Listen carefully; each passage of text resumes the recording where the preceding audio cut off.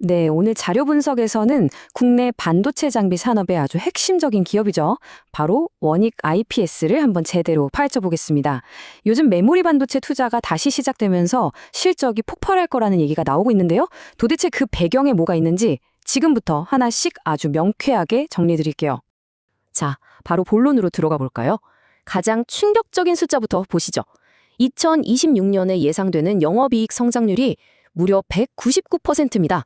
와, 이게 거의 3배 가까이 성장한다는 건데 대체 어떻게 이런 숫자가 나올 수 있는 걸까요? 오늘 분석은요, 바로 이 질문에 대한 답을 찾아가는 과정이라고 보시면 됩니다. 이렇게 엄청난 성장을 전망하는 데에는 다 이유가 있겠죠. 원익 IPS의 성장 엔진, 그러니까 돈을 버는 핵심 동력이 도대체 뭔지부터 한번 들여다보겠습니다. 먼저 원익 IPS가 무슨 일을 하는 회사인지 정확히 알아야 하는데요. 이 비유가 정말 기가 막힙니다. 보세요.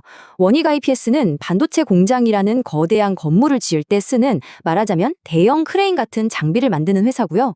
반면에 관계사인 원익 QNC는 그 장비에 계속 갈아 끼워야 하는 전고나 필터 같은 소모품을 만듭니다. 그러니까 삼성전자나 SK하이닉스가 자, 우리 공장 크게 짓자 하고 결정하면 그 수혜는 고스란히 이 크레인을 파는 원익 IPS에게 집중될 수밖에 없는 구조인 거죠. 자, 그래서 첫 번째 성장 엔진은 바로 이겁니다. 고객사들의 대규모 설비 투자, 전문 용어로 캐펙스 확대라고 하죠. 이건 뭐 막연한 기대감이 아니에요.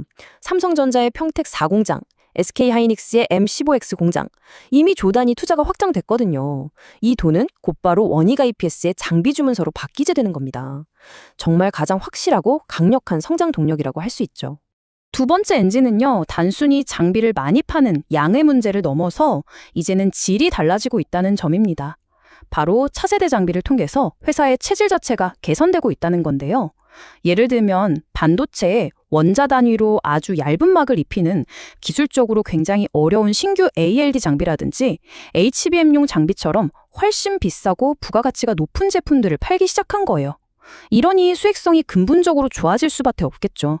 여기에 또 하나 반도체 사업부만큼 폭발적이진 않지만 이 디스플레이 사업부가 아주 든든한 지원군 역할을 해주고 있습니다.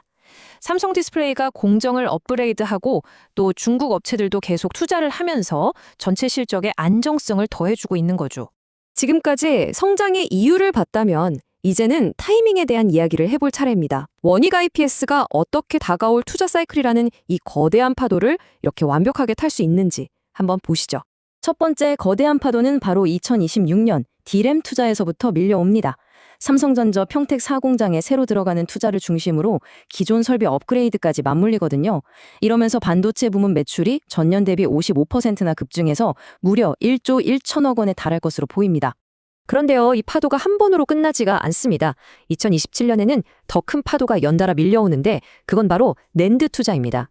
요즘 AI 데이터 센터가 폭발적으로 늘면서 기업용 SSD 수요가 엄청나잖아요. 이걸 만들기 위한 대규모 낸드 투자가 바로 2027년에 집중될 거라는 거죠. 그러니까 26년엔 D램, 27년엔 낸드로 이어지는 그야말로 완벽한 연속 수혜 구간에 진입한 겁니다. 여기서 진짜 흥미로운 지점이 나옵니다. 이 그래프를 한번 보세요.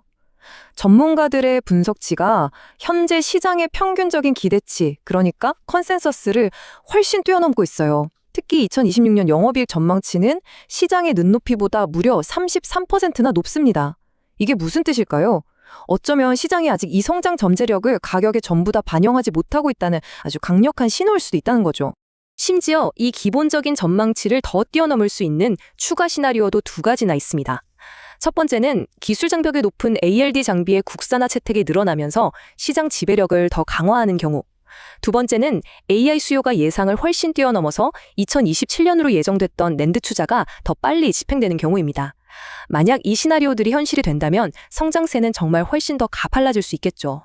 자, 지금까지 정말 장밋빛 전망을 충분히 살펴봤습니다. 하지만 현명한 투자자라면 동전의 양면을 다 봐야겠죠. 지금부터는 우리가 반드시 짚고 넘어가야 할 리스크 요인들을 아주 냉정하게 한번 점검해 보겠습니다. 첫 번째 리스크는 역시 가격 부담, 밸류에이션입니다. 최근에 주가가 꽤 빠르게 오르면서 주가 수익 비율 PE가 58배 수준까지 높아졌어요. 이건 과거 평균보다 확실히 높은 수준이라서요. 장기 성장성은 좋지만 단기적으로는 주가가 잠시 숨고르기에 들어갈 가능성도 있다는 점, 이건 꼭 염두에 두셔야 합니다. 두 번째는 ESG 평가입니다. 전체 등급은 B로 나쁘지 않은데 내용을 뜯어보면 좀 달라요. 직원 관리 같은 부분은 점수가 좋은데 회사의 투명성과 직결되는 지배구조 점수가 3.7점이거든요. 이건 산업 평균인 5.5점에 한참 못 미치는 수준입니다. 이런 비재무적인 리스크의 중요성이 점점 커지고 있는 만큼 이 부분은 투자자들이 계속해서 지켜봐야 할 대목입니다. 자, 그럼 이제 정리를 해볼 시간입니다. 지금까지 살펴본 이 거대한 성장 스토리와 또 무시할 수 없는 리스크 요인들을 종합해서 최종적인 투자 포인트를 딱 정리해 보겠습니다. 핵심은 바로 이겁니다. 원익 IPS는 2026년 디램, 그리고 2027년 낸드로 이어지는 이 완벽한 투자 사이클이라는 거대한 파도에 맨 앞에 서 있는 거인과도 같습니다. 다만 그 파도가 때로는 생각보다 거칠 수도 있잖아요. 그러니까 시장의 변동성과 현재의 높은 가격 수준을 항상 생각하면서 현명하게 항해하는 지혜가 필요하다는 거죠. 결국 질문은 하나로 모아집니다. 여러분은 이 거인의 어깨에 올라타서 다가올 파도를 함께 즐기시겠습니까? 아니면 단기적인 부담을 고려해서 거인이 잠시 숨을 고를 때를 기다리시겠습니까? 오늘 분석은 신뢰할 수 있는 자료를 바탕으로 구성했습니다만 투자의 최종적인 판단과 그에 따른 책임은 언제나 투자자 본인에게 있다는 점 꼭 기억해 주시기 바랍니다. 여러분의 성공적인 투자를 늘 응원하겠습니다.